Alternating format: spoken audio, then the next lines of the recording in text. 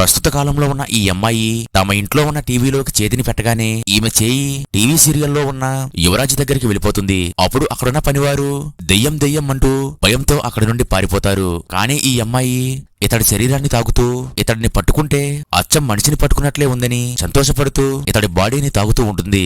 కానీ ఈ యువరాజు గట్టిగా అరుస్తూ ఈ అమ్మాయిని దెయ్యం అనుకుని ఎంత ధైర్యం ఉంటే నా రాజ్యంలోకి చొరబడతావు అంటూ ఈమె మీదకు తన ఖడ్గాని ఎత్తుతాడు.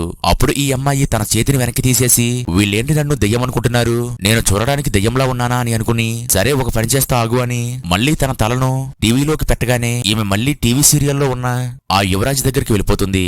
అయితే యువరాజు ఈమె ముఖాన్ని చూసి దెయ్యం అనుకుని భయపడిపోతాడు. అలాగే ఎలాంటి దయ్యమైనా సరే నా ఖడ్గంతో ఓడిస్తానని ఈమెను చంపడానికి దగ్గరకు రాగా ఈమె కూడా కంగారు పడుతూ మీరు ఇలా కంగారు పడుతూ ఉంటే ఎన్ని సంవత్సరాలైనా మీ ప్రేయస్సుని చేరుకోలేరని చెప్తుంది. ఇది వినగానే ఇతడికి ఆశ్చర్యంగా అనిపించి నేను నా ప్రేయస్ కోసం వెతుకుతున్నానని నీకెలా తెలుసని అడుగుతాడు.